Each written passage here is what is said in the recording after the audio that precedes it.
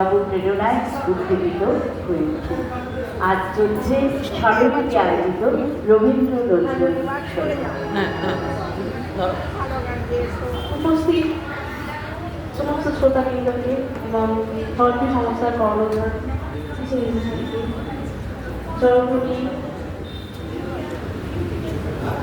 যাদের উদ্দেশ্যে আমার এখানে আসা সেই দুজন মনীষী রবীন্দ্রনাথ ঠাকুর ও রবীন্দ্রনাথকে বলা যাচ্ছে আমি প্রথমটি রবীন্দ্রনাথ গাইছি। যদি কোনো ভুল ত্রুটি হয় আমার কাছে আমার গলার অবস্থা ভীষণ খারাপ, সত্যি কাছে ভুগছি।